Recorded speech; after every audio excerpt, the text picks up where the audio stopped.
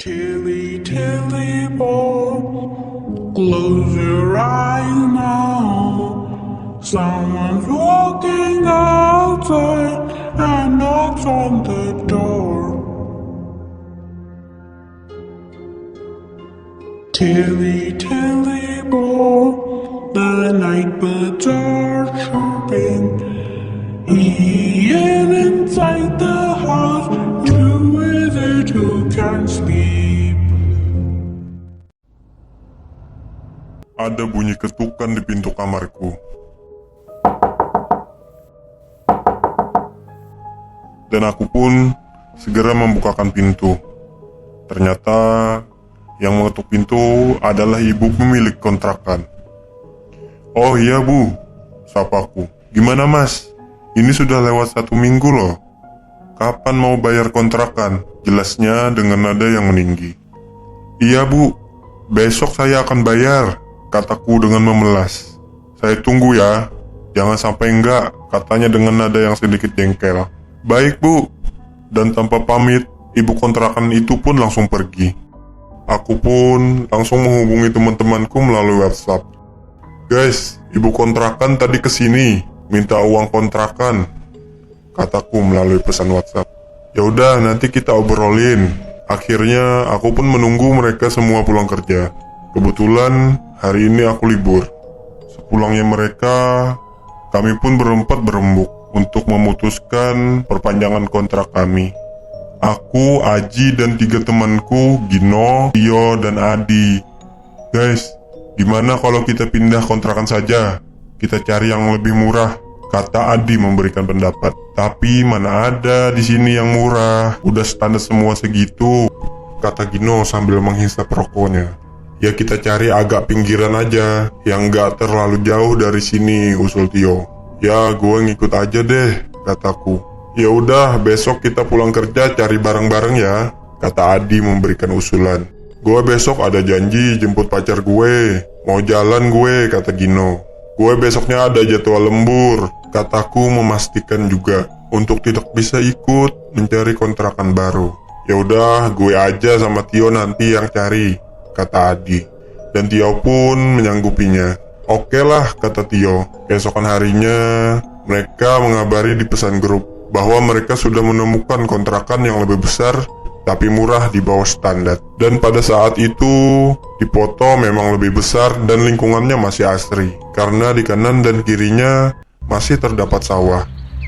"Guys, sumpah ini enak banget tempatnya, masih asri," kata Tio dengan memberikan emoticon tersenyum bahagia. "Tapi itu kotor banget," Gino pun berkomentar. "Kan kita bisa bersihin, gampang lah itu," kata Adi. "Ya udah, besok kita bersihin," kataku. Keesokan harinya, kita semua langsung membersihkan rumah tersebut.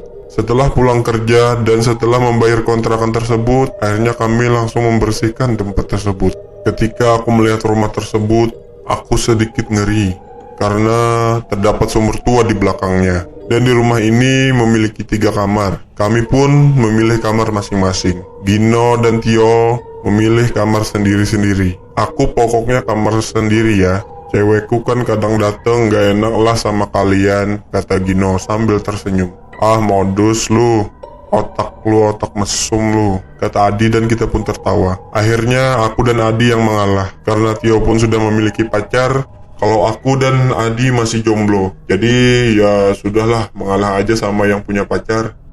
Karena kami teman sedari SMA di kampung. Di antara kami semua, Gino lah yang paling ganteng maksimal. Tak heran, banyak yang ngantri untuk menjadi pacarnya. Dan Gino sudah beberapa kali ganti pacar. Dan beberapa fotografer pun meminta untuknya menjadi model. Tapi lagi-lagi Gino menolaknya. Menurutnya, kalau dia jadi model, nanti akan terkenal. Susah nanti untuk bertemu kami. Gino termasuk orang yang sederhana dan mementingkan persahabatan daripada karirnya sendiri. Yang penting dia bisa bekerja dan bermain bersama kita semua, dan yang ada sekarang pun dia syukuri saja. Minggu pertama tak ada apapun yang kami rasakan. Bahkan di sini terasa sunyi dan adem karena lokasi rumahnya tidak berdekatan dengan rumah tetangga dan lokasinya berada di tepian sawah.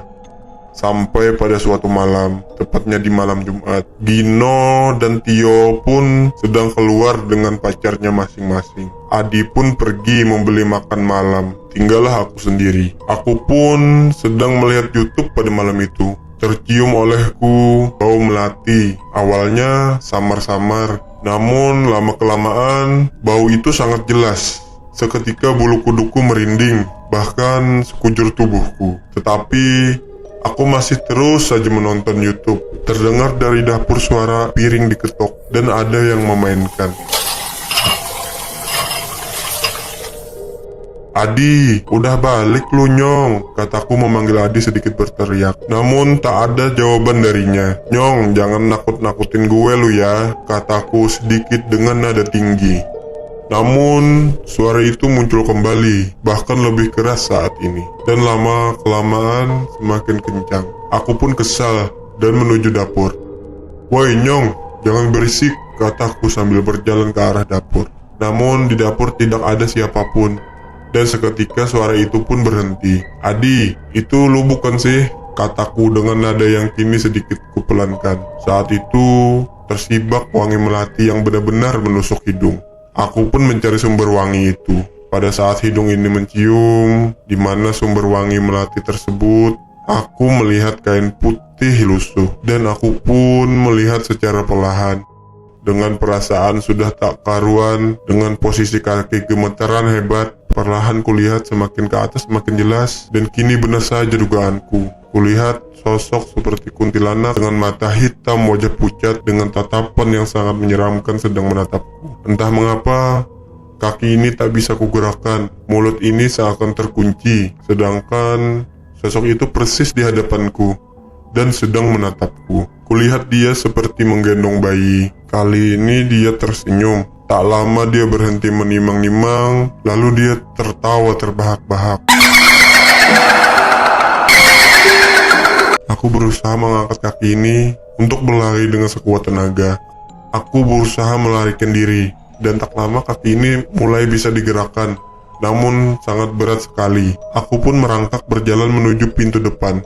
Lemas sekali rasanya tubuh ini. Sedikit demi sedikit merangkak, aku terus berusaha keluar dari rumah ini, menjauh dari sosok itu. Dan aku kembali mendengar suara itu yang membuat sakit telingaku. Kini ku gapai gagang pintu dan aku berusaha untuk keluar. Ketika aku sudah keluar rumah, kaki ini pun normal kembali. Dan aku bisa berdiri seketika aku berlari mencari bantuan.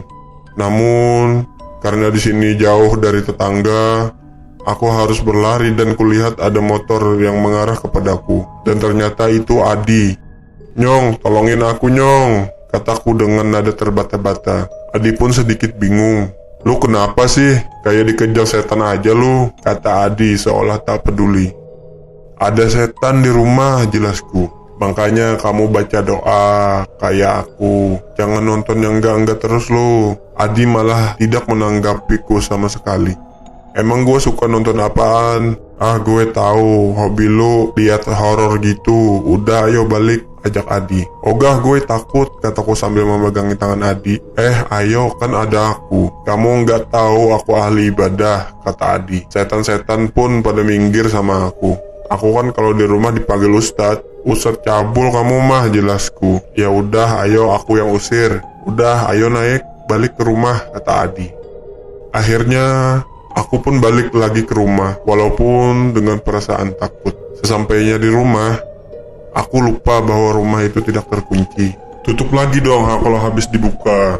Kalau ada maling gimana?" Aku meminta maaf kepada Adi. "Mana setannya? Mana?" kata Adi. "Tapi tadi ada yang kamu lihat," kata Adi dengan gaya sok jagoannya. "Kuntilanak," jawabku. "Iya, mana tuh kuntilanak? Gue nggak takut sama begituan." Aku jedotin sekalian kuntilanak itu biar benjol kepalanya. Adi pun mulai masuk ke dalam rumah. "Ayo masuk, kan udah ada aku." "Ayo makan, udah lapar aku," kata Adi. "Nggak aku udah makan. Di depan sini aja sambil nunggu yang lain baru kita masuk," pintaku. "Cemen amat lu sih jadi laki. Laki kok aku sama kuntilanak. Kan kuntilanak mah cewek." Dicium juga pasti lari. Seketika bau melati pun kembali menancap di hidung. Nah, lu kecium gak tuh bau melati? Kataku sambil mengendus. Mana kalau ada melatinya gue makan. Kata Adi sambil membuka bungkus nasi goreng yang baru saja dia beli. Serius, coba lu rasain deh, kataku. Udah lu makan aja deh, udah lapar. Tapi ocehan Adi terhenti sejenak. Iya nih, bau melati, kata Adi sedikit menciut. Nah kan, ciut kan nyali lu. Mana yang kata lu Ustadz ha? Noh, jedotin sono tuh Kunti. Lu cium sekalian. Kataku sedikit membalikkan kata-kata dia. Kamu kira aku takut? Nih, aku cari nih di mana tuh Kunti. Ganggu aku makan aja. Adi pun masuk ke dalam dengan masih terus bergumam. Dan tak lama baca-bacaan ayat kursi terdengar dari dalam rumah. Tak lama suara Adi pun hilang. Aku takut dia kenapa-napa. Akhirnya aku pun memberanikan diri dan kulihat Adi sedang berada di dapur.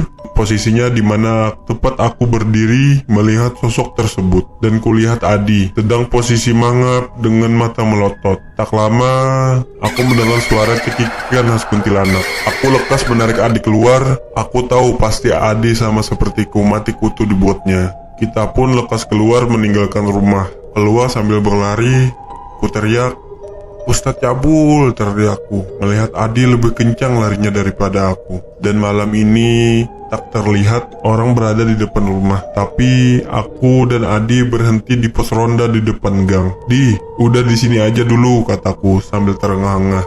Adi pun menyenderkan badannya di pos ronda itu. Kata lu berani, kata lu mau jedotin kepalanya, mau dicium juga, malah lari lu, kataku kesal. Dan kami mencoba untuk menghubungi Tio dan Gino. HP gue ketinggalan di kamar, kataku. Akhirnya Adi pun menelpon mereka berdua tapi tidak kunjung dijawab. Gak dijawab nih, kata Adi. Oh, gue punya ide, kata Adi sambil membuka chat grup. Tolong, tulisan di chat grup dari Adi. Tak lama Gino pun merespon.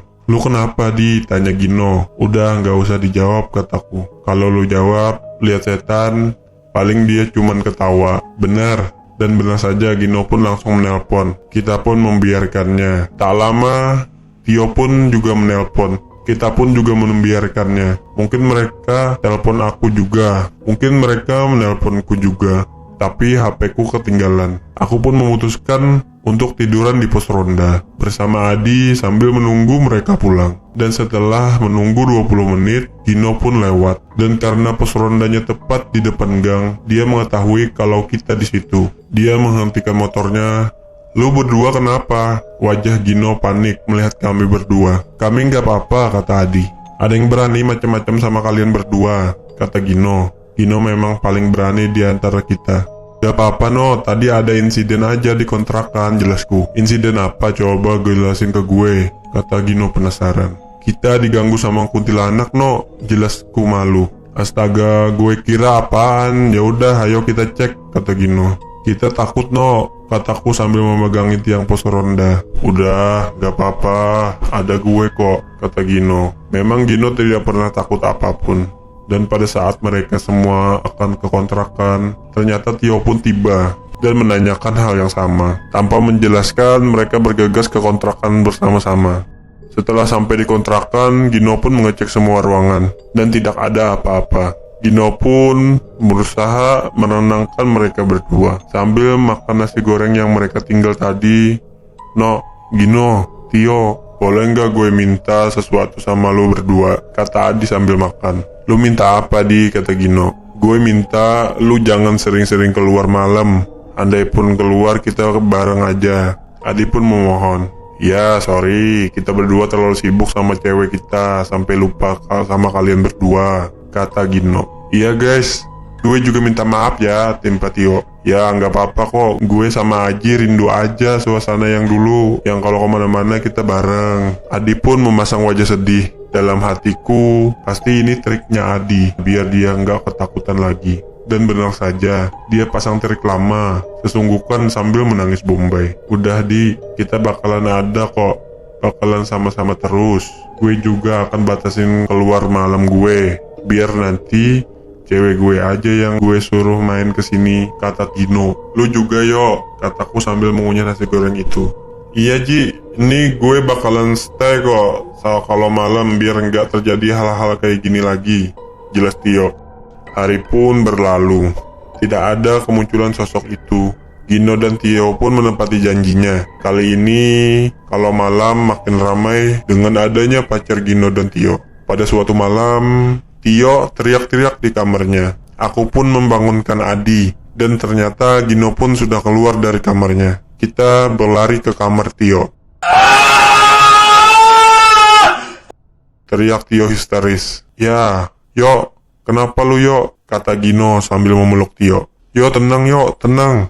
Kataku sambil memegangi kaki Tio. Ada apa yo? Kata Gino sambil menyadarkan Tio. Itu. Tadi ada yang narik kaki gue. Jelas Tio gelagapan. Mimpi kali lu yo, kata Adi. Enggak, gue lihat jelas. Abis narik kaki gue, dia naik ke atas lemari, jelas Tio. Bangun yo, lu tidur di kamar gue aja malam ini, ajak Gino. Mereka pun langsung memindahkan Tio ke kamar Gino. Sejak malam itu, Tio beberapa hari tidak berani tidur sendiri di kamarnya dan tidur bersama Gino. 2 minggu berlalu tanpa kejadian apapun.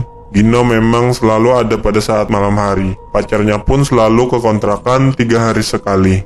Dan malam ini malam minggu. Pacar Tio dan Gino pun main ke kontrakan. Pada saat kami santai gitar-gitaran dan sedang menyanyi, bau melati pun kembali semerbak. Aku dan Adi pun langsung merapat ke Gino. Semua sudah paham kecuali pacar Gino dan Tio yang terheran-heran melihat tingkah kita bertiga yang langsung mendekati Gino. Ada apa sih kalian? Ini kok bau melati ya? Kata Andin pacar Gino. Ya nih aneh, kata Nadia pacar Tio. Ayo kita cek dulu, suruh Gino. Gak mau, kita takut. Sambil terus memegangi Gino. Kalian tunggu di sini, jangan kemana-mana, suruh Gino pada Andin dan Nadia. Ada apa sih? Kata Andin terheran. Udah di sini aja, kata Gino sambil menarik kita bertiga ke belakang. Kita pun berlindung di balik tubuh Gino. Jalan perlahan-lahan ke arah dapur. Tio pun berteriak. Dalam hatiku, berani sekali Tio membuka matanya. Mau apa kamu di sini? Ganggu kami, kata Gino dengan suara tinggi. Suara itu kini ada lagi di hadapanku, yang membuat seluruh tubuhku merinding. Pergi sana, jangan ganggu teman-temanku. Nada Gino semakin tinggi. Pergi sana, apa maumu? Kamu terus-terusan mengganggu kami. Dan seketika sosok itu pun pergi, dan kami kembali lagi ke depan. Dan ternyata Nadia dan Andin berada di halaman depan sambil mengintip di jendela. Ada hantu yang, Andin kepada Gino dengan nada ketakutan. Gak apa-apa, cuman iseng aja dia, nggak ganggu, jelas Gino pada pacarnya. Ih, nggak lucu tahu, kita pulang aja ya, kata Nadia, dan mereka pun pulang setelah itu. Gangguan kini terus-terusan terjadi. Gino pun memberikan saran kepada mereka bahwa jangan pernah takut sama hal yang semacam itu. Pada saat mereka sedang berdiskusi, suara benda jatuh dari dapur. Masalah lagi nih, jelas Adi. Gak usah takut, jadikan itu ujian buat nyali kita. Adi, buka mata kalian. Kalau takut peluk gue, asal jangan pergi, jelas Gino. Dan kita semua pun melangkah ke dapur dengan posisi dan formasi yang sama. Dan tiba-tiba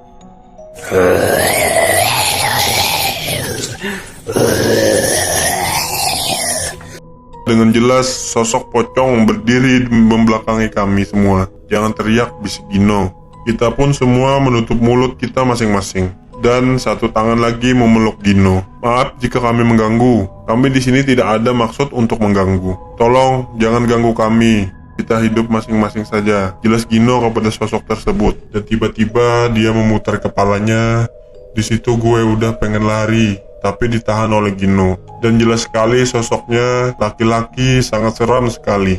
Dia tersenyum sangat menyeramkan.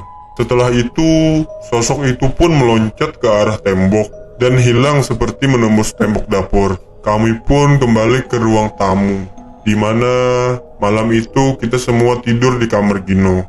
Dikarenakan kami sering mendapatkan gangguan, akhirnya kami pun mencari tahu perihal rumah kontrakan itu kepada tetangga sekitar. Mengapa banyak sekali gangguan? Menurut penjelasan beberapa warga, rumah itu sejak dulu memang angker dan sering kosong. Tapi beberapa tahun yang lalu rumah itu direnovasi agar lebih layak dan tidak ada yang berani ngontrak di situ. Dan baru kali ini kami tempati sejak direnovasi. Bahkan rumah kontrakan kami tersebut disebut rumah setan, saking banyaknya setan yang selalu mengganggu. Sejak pengetahuan kami perihal hal tersebut, kami pun selalu mengaji bersama agar penghuni rumah ini tidak mengganggu kami lagi. Sebulan sekali kami mengundang warga, selain untuk mengaji bersama agar rumah ini tidak ada setannya lagi. Hal ini pun kami pakai menjadi ajang silaturahmi dari kami dan warga. Sejak saat itu, rumah terasa sejuk. Bahkan kontrakan kami pun jadi tempat tongkrongan anak muda di sini. Dan kami pun berinisiatif untuk membuka kedai di halaman rumah. Alhamdulillah, menjadi lahan rezeki yang berkah buat kami.